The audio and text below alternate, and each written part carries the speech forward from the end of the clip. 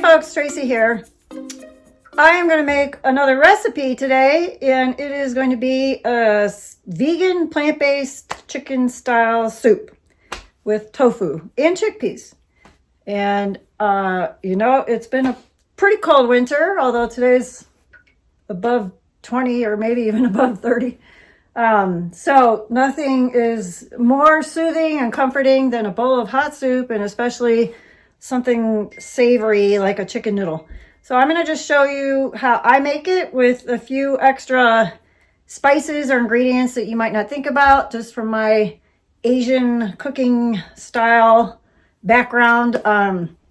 So you can certainly make substitutions or omit some of the things I'm using if you don't have them around, and I will give you a couple options. All right, so let's get started. Okay, I have everything all set. I kind of pre-prepped.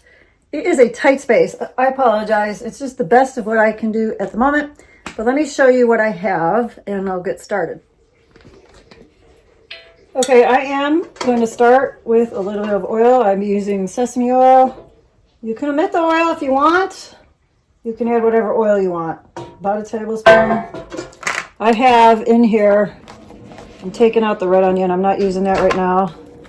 But it's one fairly big sweet onion already chopped. And I'm going to let that soften for a couple minutes before I add the rest of my vegetables and the aromatics. So in here, though, I have already pre-cut up. I have 3 carrots, I believe it was, and 2 are orange, 1 is yellow. And I cut them in nice, fun little chunks. You can cut them in whatever, shape you want. I have 1 parsnip and 2 ribs of celery, I believe it was. And there's some seaweed flakes on here that I realized I should separately just have them in my water. I have 1 bouillon cube, 4 dried shiitake mushrooms, and the rest of the seaweed you can see on the bottom. That's just been soaking. I just added boiling water to it, getting everything to soften, and I just have 1 of these bouillon cubes. The really huge secret to making really awesome chicken style soup using tofu is to freeze it first and then let it thaw. I did just put this package of firm tofu in the freezer this morning. It wasn't one of the ones that have been sitting in the freezer for a while, but it did freeze pretty well. And it just creates a whole nice texture. So hopefully it froze enough. When I go to put it in the soup, I just tear it into chunks. So I don't even drain it or anything. I'll just let it sit in its container here until I'm ready to use it. So it just adds the air pockets and makes it almost taste like you're eating matzo ball or dumplings or something. So it's really good.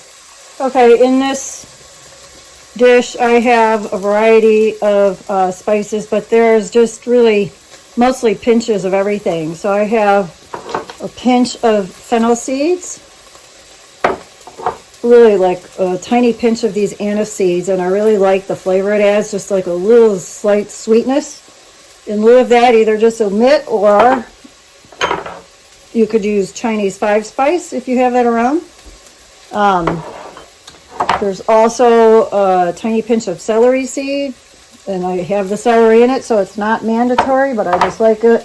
Some dried rosemary that I crumble up a little.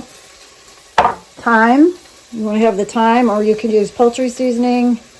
You could add a pinch of sage, ground sage if you like. For sure, I want to add some turmeric to give it that nice little yellow color.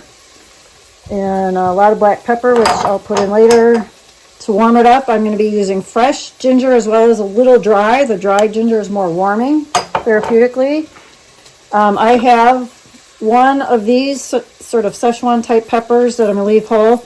It adds a little warmth, but if you really want spicy, you would break it up and get the seeds in there. You could also just use a pinch of red pepper flakes or cayenne. I'm going to be using lemon zest. You can buy lemon peel if you prefer. And in lieu of this pepper, you could use just a pinch of cayenne.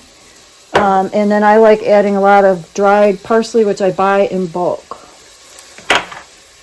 So I'm going to add all of that right now. And then the oil just helps distribute it. And then I'm going to add the rest of the vegetables, and they'll start to release their juices. I will add a pinch of sea salt to that as well. And I have a few small cloves of garlic.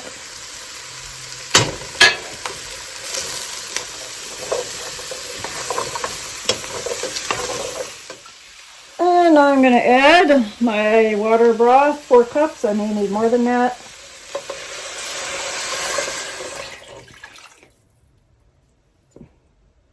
I add the seaweed for the minerals and that little bit of flavor that you get from that. The dried shiitake also adds a little umami flavor, but they're makes it more robust, but it's all adding a lot of health benefits as well. It's helpful to keep a tea kettle around to add water that's not just from the tap cold, because you'll cool everything off.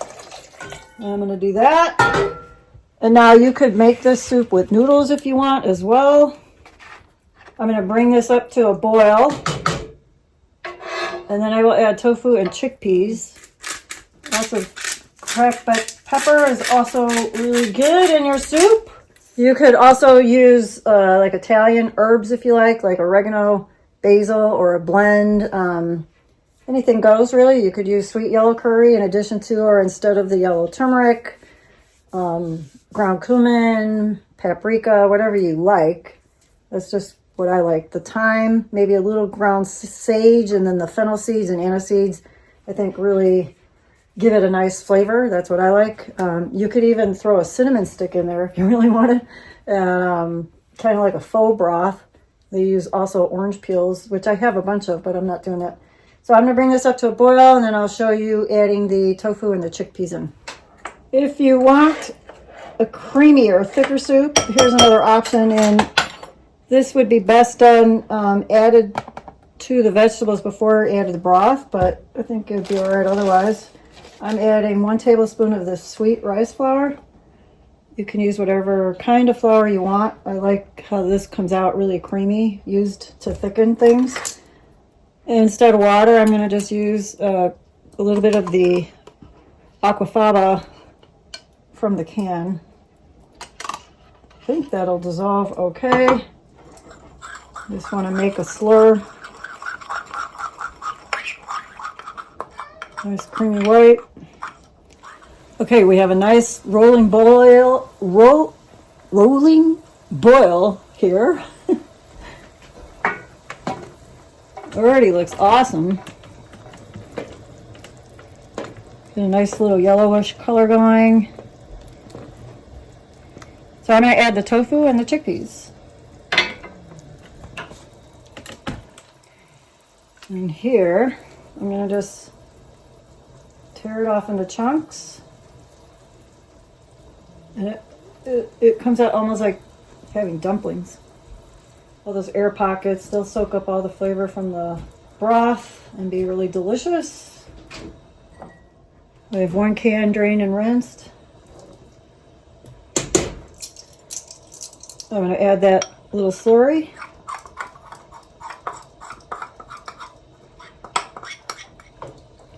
Dried parsley. Oh, look at that. Yum. So these dried shiitake mushrooms, by the way, if you do happen to have them around and you use them, you can certainly use fresh mushrooms or skip them altogether. These can be taken out. The stems on them are a little tougher. You can cut them out if you like, and then you can slice these up or just quarter them and throw them back in depending on how big they are, and enjoy them with the soup. And if you don't like them, that's okay. Just remove them or don't use them. So now I'm going to add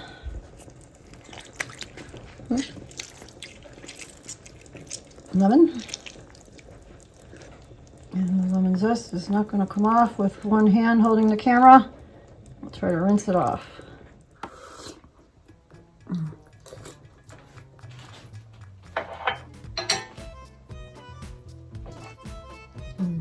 I think it's pretty ready.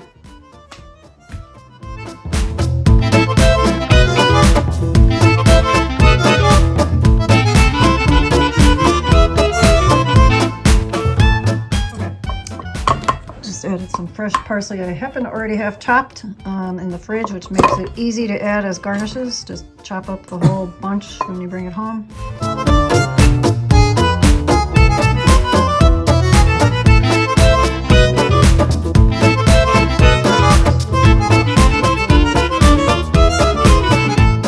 Okay, so I hope you enjoyed this recipe. It's very flexible. Add whatever vegetables, seasonings, anything you like, add greens, whatever. I apologize. I hope you were able to see it okay. I know I'm kind of moving a tripod around a lot and making it work in that tight space is a little tough.